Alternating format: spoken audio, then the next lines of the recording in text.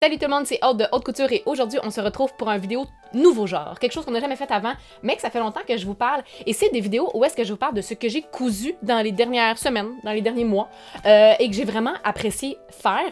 Je vais en parler aussi de si jamais j'ai des projets que j'ai moins aimés ou des patrons que j'ai trouvé moins le fun à faire. Ce n'est pas le cas de ce mois-ci, du moins de mes derniers projets. Donc, je vais pouvoir vous parler de tout ce que j'ai cousu dans le dernier mois environ, je vous dirais 1 à 2 mois. J'ai eu beaucoup de plaisir à les faire. C'est vraiment des projets qui ont été agréables à coudre. J'ai eu la chance de coudre des projets qui étaient faciles à faire, rapides à réaliser aussi, ce qui faisait en sorte que dans le train-train quotidien de tous les jours, eh bien, on n'a pas toujours le temps de se lancer dans des très grands projets. Ça nous permet de coudre malgré toute la folie de la routine qu'on a à tous les jours, même si on est en vacances, comme en ce moment, on est l'été, où est-ce qu'on a peut-être un petit peu plus de temps pour coudre.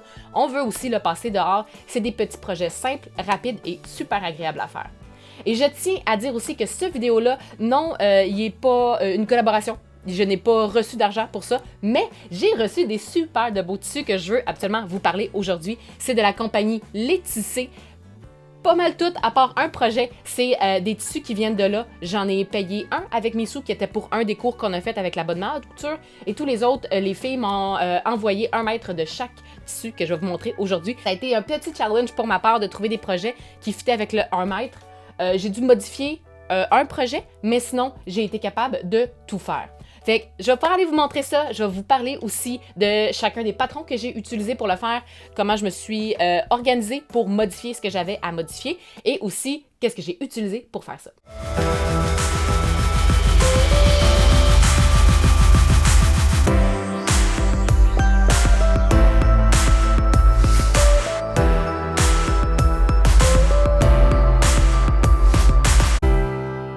Je vais y aller de celui que j'ai fait il y a le plus longtemps à plus récemment. Le premier que j'ai fait, eh bien, c'était pour le cours de l'abonnement haute couture. C'était le cours où est-ce qu'on a fait un jumpsuit.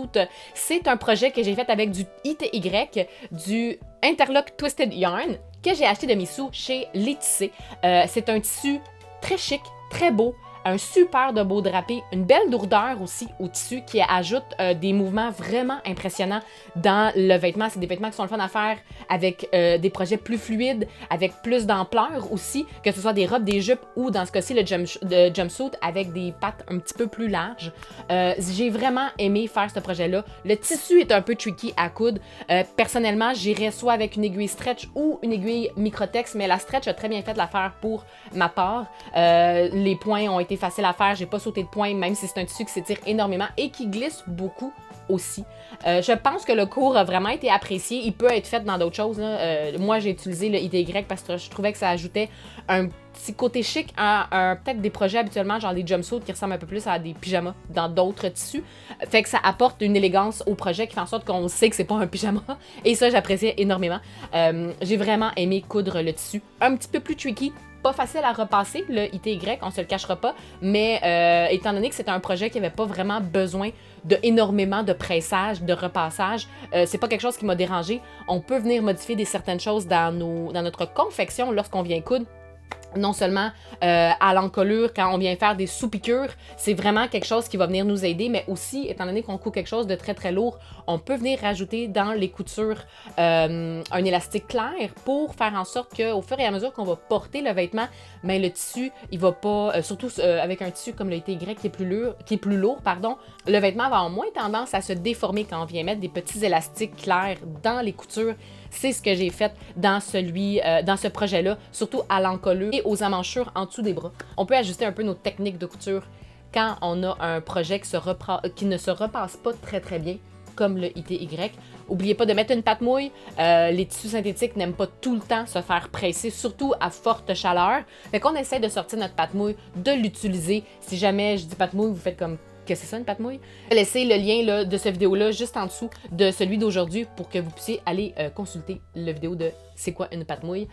C'est vraiment, vraiment important. Ça évite bien souvent de scraper complètement un projet qu'on travaille depuis bien longtemps. Le deuxième projet que je vais vous parler d'aujourd'hui, c'est un autre cours. C'est le cours où est-ce qu'on a fait un coat en jeans. Je voulais vous en parler beaucoup parce que j'ai vraiment aimé faire ce cours-là. Il a été un grand succès. J'ai vu des filles avoir réalisé leur projet. Il est super beau. Naturellement, il vient avec... on n'a pas le choix pour faire ce cours-là, de faire le cours numéro 7 de l'abonnement, qui est le cours de corsage.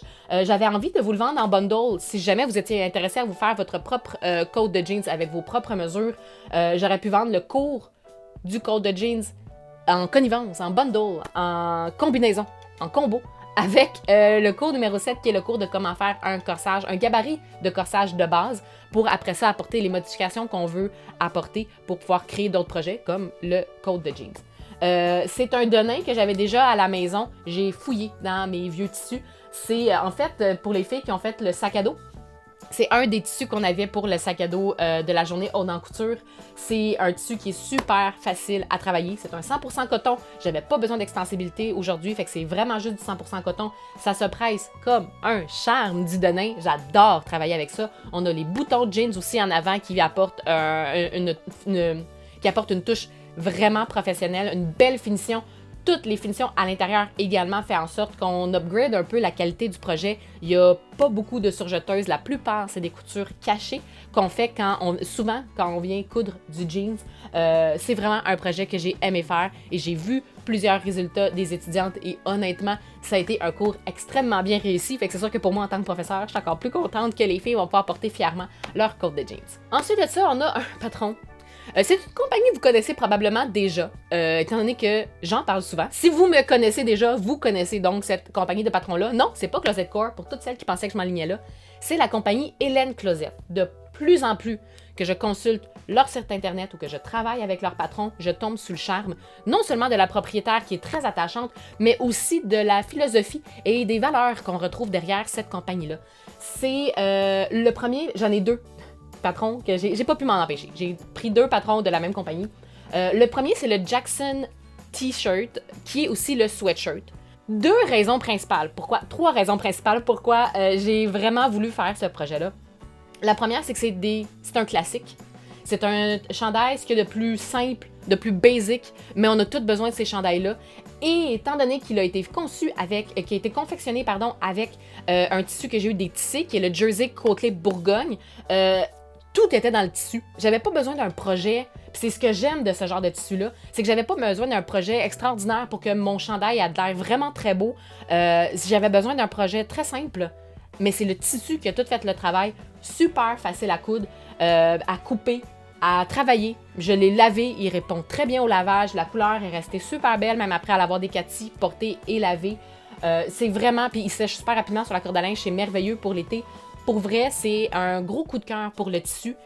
Et le patron, étant donné que c'est un basic, je pense à avoir dans son arsenal de patron PDF, c'est vraiment le tissu qui a tout fait. C'est pour ça que j'aime aussi beaucoup le patron, c'est je vais pouvoir le réutiliser dans un autre tissu puis il va avoir l'air complètement différent. La deuxième raison pourquoi j'ai vraiment trippé sur ce patron-là, pour moi, ça a été un achat sans même y penser, c'est sûr que je le voulais. C'est que c'est un patron qui fait autant pour hommes, pour femmes. C'est un patron qu'on pourrait appeler non-genré. Il n'est pas fait pour hommes ou pour femmes nécessairement. Il y a le chandail à manches courtes, le chandail à manches longues. Si vous voulez aller voir sur le site internet, tous les liens des patrons sont laissés également en dessous. Elle en a fait aussi pour son chum. Elle a apporté quelques modifications parce qu'il est très grand. Puis honnêtement, ça fait tellement beau. Moi, c'est sûr que je vais en faire pour mon copain aussi. Tout dépendant du tissu qu'on va utiliser, on va avoir un style complètement différent. On a l'option aussi de faire le sweatshirt, qui est toujours vraiment le fun. Et du fait qu'il est vendu pour autant hommes et femmes, je trouve ça génial, je trouve ça vraiment le fun. On ne trouve pas souvent des projets qui sont faits autant hommes-femmes, qui sont donc des projets non-genrés, ce qui fait en sorte que c'est un projet beaucoup plus polyvalent. Et moi, personnellement, j'aime beaucoup ne pas accorder nécessairement de genre aux vêtements. Fait que ça me convenait encore plus, ça m'a séduit encore plus. J'ai vraiment apprécié. C'est la deuxième raison, dans le fond, pourquoi j'ai autant voulu acheter ce patron-là. Et la troisième, c'est qu'on a une grande variété de grandeur. Hélène Closet est réputée pour faire des patrons qui sont faits inclusivement pour toute mensuration. Honnêtement, vous irez voir leurs modèles, les mannequins qui posent pour les vêtements. On a de tout genre, de tous les corps. On promouvoit vraiment la diversité corporelle et c'est pour moi un must en 2021 dans nos compagnies de patrons, d'avoir le plus de diversité corporelle possible. Hélène Closet le fait à merveille et le Jackson T n'y fait pas exception. C'est vraiment un patron très bien pour ça. On a beaucoup de grandeur.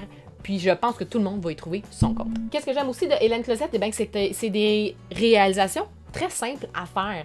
Pas nécessairement parce que le patron est simple, mais parce qu'ils sont bien pensés.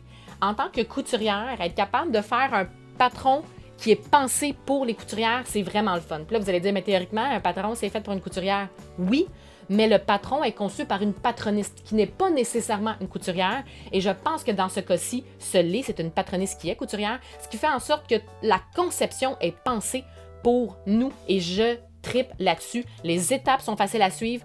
On a les guides de montage en anglais, mais les photos sont super claires. Sous toute réserve, il me semble qu'ils sont aussi en français. Je ne suis pas sûre. Mon dernier patron, je le sais que c'est juste en anglais. Hélène Closette, je suis pas prête à mettre ma main au feu parce que c'est une compagnie canadienne, mais il me semble que c'est juste anglais. Mais malgré tout, les images sont très claires et les étapes, comme je disais, sont tellement bien pensées que c'est facile de suivre une logique dans ce qu'on a à faire. Il y a beaucoup d'informations de comment modifier nos patrons pour qu'ils nous fassent, soit en termes de longueur ou en termes de circonférence, tout dépendant qu'est-ce qu'on a à modifier sur nos patrons.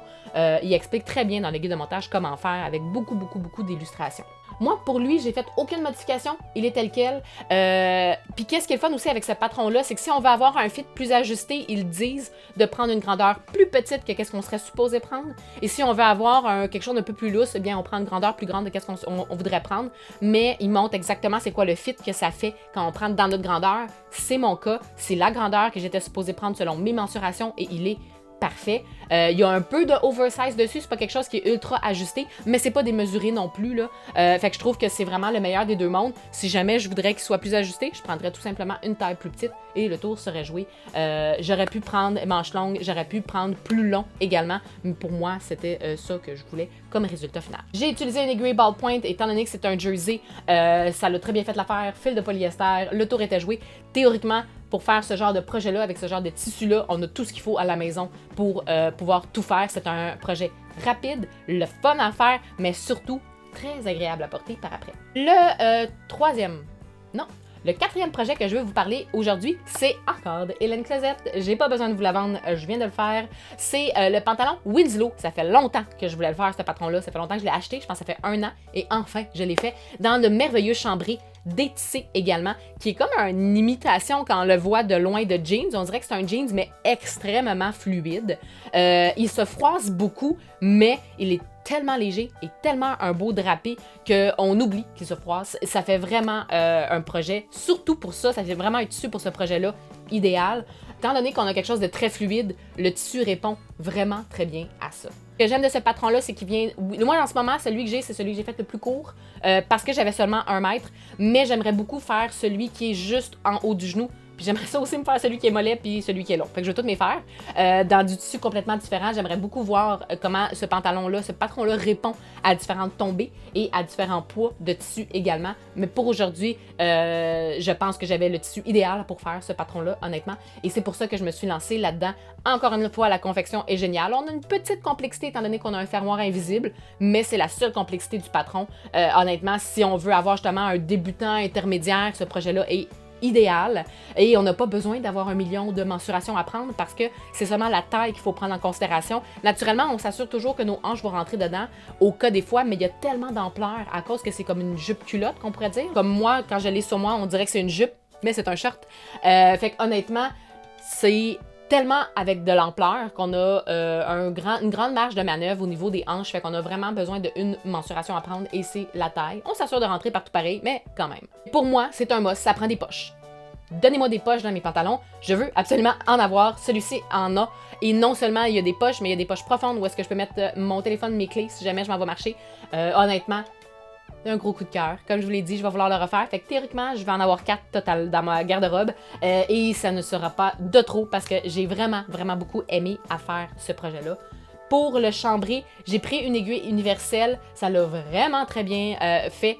92, il n'y a rien d'épais là-dedans. J'aurais pas besoin d'une 90-14. Et pour le pressage, super important pour ce chambré-là d'utiliser la pâte mouille parce que la chaleur le fait réagir énormément. Fait qu'avec pâte mouille, ça se presse comme un charme, mais oubliez-la pas parce que sinon ça peut faire décolorer un peu le tissu. Dernier projet, et non le moindre, un tissu que j'ai non seulement aimé travailler, mais une compagnie de patrons aussi que j'ai beaucoup aimé, malgré le fait que c'est seulement en anglais, et c'est la compagnie Friday Pattern Company.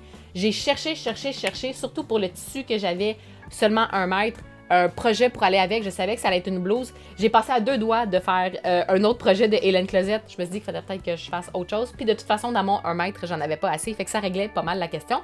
Mais c'est une blouse que j'aime pour 2 raisons, et ça combine tissu et patron. Pour le patron, c'est un patron qui est très simple à faire, très rapide, et il y a 2 éléments artistique, de création. 2 éléments qui viennent rajouter une touche vraiment unique à ce projet-là, qui fait en sorte que c'est pas une blouse basic. Les manches et le petit ruffle en avant que j'aime vraiment beaucoup. J'aime aussi comment la finition du col est pensée, que c'est un billet qui finit avec une boucle au dos pour venir le fermer. J'ai copié complètement, sans aucune honte, cette technique-là dans un des cours qu'on fait. Je le dis très ouvertement parce que je trouve que c'est vraiment bien pensé. Et c'est un peu motivé parce que moi, j'ai ajouté un col Claudine, mais malgré tout, c'est vraiment une finition au dos que j'ai vraiment aimé faire. Simple à réaliser. On pratique la pose de biais, on n'a pas besoin de boutons, on a juste besoin du tissu et d'élastique pour les manches. Celui-là, j'en avais pas assez pour le faire dans mon 1 mètre, fait que je l'ai fait crop top. Je l'ai fait plus court, je suis habituée de porter ce genre de vêtements-là, fait que j'étais correcte, mais définitivement 1 mètre, ce n'était pas assez. Il a fallu que je me casse le bicycle pour essayer de trouver la solution qui était toute simple et qui était de le raccourcir. Je vais regarder puis je vais laisser une note de exactement combien j'ai raccourci parce que je m'en souviens plus, vite de même, mais je sais que je l'ai marqué à quelque part. Donc, pour pouvoir avoir mon 1 mètre, 1 mètre, j'en ai eu assez en jouant un peu. Il y a aussi mon billet que j'ai dû modifier étant donné que j'avais seulement 1 mètre. La bande de patron rectangulaire, je l'ai pliée en 2 et je l'ai coupée une fois plutôt que de laisser ma bande de patron complètement ouverte et de couper dans seulement une épaisseur de tissu. Je me suis rajouté une valeur de couture puis j'ai pu, dans le fond, coudre mon biais pour pouvoir avoir une longue bande. On peut utiliser aussi la technique que je montre dans mon vidéo de comment faire du biais et on aurait pu aussi utiliser du biais du commerce si jamais on avait vraiment manqué. Mais moi, étant donné que j'utilisais le tissu double gaz, si j'avais utilisé un biais du commerce, on aurait tout de suite vu puis ça aurait peut-être pas été super beau. On aurait pu aussi modifier un peu la technique puis faire un biais caché, donc un biais qu'on aurait vu seulement à l'intérieur. Puis ça aurait quand même été, on aurait quand même été en mesure de faire les rubans pour pouvoir nouer au dos. Fait que on aurait pu aussi modifier un peu à ce niveau-là si jamais j'avais vraiment pas eu assez de tissu pour faire mon biais, mais finalement avec la modification que j'ai apportée, j'en ai eu assez. Le double gaz, je voulais vous en parler un peu plus pour plusieurs raisons. C'est un tissu que j'aime vraiment beaucoup porter l'été. C'est super léger. J'ai une robe que j'ai faite dans ce tissu-là, rouille, que j'avais acheté à l'époque au Blackbird Fabric. Celui-là m'a été offert, m'a été donné par les filles des tissés. Il y a plusieurs couleurs, sont vraiment le fun à travailler. C'est, comme je disais, très léger, très le fun à coudre. Pour l'été, c'est vraiment parfait. La seule chose qu'il faut prendre en considération quand on coud ça, c'est un tissu tissé. Donc, théoriquement, on se dirait, on va prendre une universelle, c'est l'aiguille pour ça, 92. Mais la complexité de ce tissu-là, qui n'est pas vraiment une complexité, mais la particularité, en fait, de ce tissu-là, c'est que oui, c'est tissé, mais c'est tissé très, très lâche. Une petite aparté, une petite parenthèse très rapide sur le tissage des tissus. C'est un tissu qui est 100% coton, qui s'appelle double gaz. On a d'autres tissus 100% coton qui ne s'appellent pas comme ça, comme la flanellette, qui est un tissu 100% coton également, et une cotonnade, qui est un tissu 100% coton également, qu'on utilise beaucoup pour les masques et pour les courtes pointes. Les cotonnades vont être tissées très, très, très serrées. La flanellette va être tissée un petit peu plus large, moins serrée, ce qui va faire en sorte qu'on va avoir une tombée complètement différente de le 100% coton.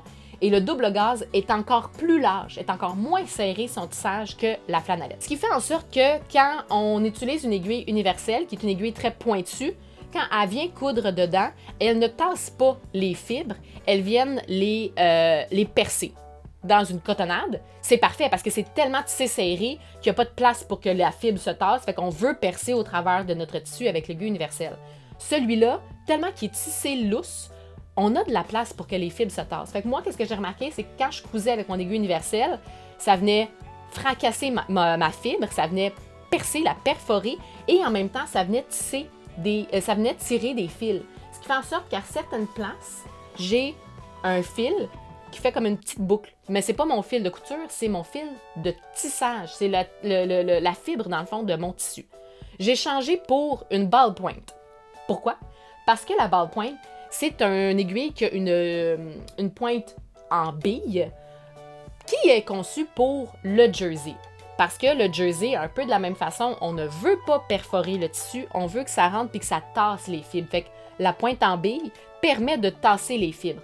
Celle-là, le double gaz, tellement tissé lâche, comme je disais, que on peut facilement, là c'est un peu bizarre comment je l'explique, mais tasser les fibres pour venir traverser avec notre aiguille, ce qui fait en sorte que la ballpoint, elle vient justement tasser tout ça pour pouvoir perforer le tissu, pour pouvoir pénétrer en fait notre tissu et aller chercher le fil de canette en dessous sans endommager les fibres fragiles du tissu. Ce qui fait en sorte que pour coudre ce tissu-là, je ne suggère pas une aiguille universelle, je suggère une aiguille ballpoint, Microtex si jamais vous l'avez sous la main, mais idéalement ballpoint 92 pour pouvoir venir la coudre du moment que j'ai changé mon aiguille. Oh mon Dieu que ça a été plus facile, puis je n'endommageais plus mon tissu, ce qui était comme pas mal important. Fait qu'une fois que j'ai changé ça, le tissu super facile à coudre, super facile à presser. J'ai utilisé encore une fois du fil 100% polyester comme pour tous mes projets. C'est rien qui avait besoin de fil particulier. Ça a été très rapide à coudre, mais surtout très agréable avec les deux petites particularités de tête froncée et le petit ruffle en avant, le petit froufrou que je trouve vraiment beau. Et qu'est-ce qui est le fun avec ce que j'ai essayé de faire avec les tissus que j'ai reçus des tissés, c'est que je puisse combiner mes outfits, mes ensembles. Donc, mon short se porte aussi bien avec mon Jackson qu'avec ma blouse de Friday Pattern Company. Je peux même mettre mon petit coat de jeans par-dessus.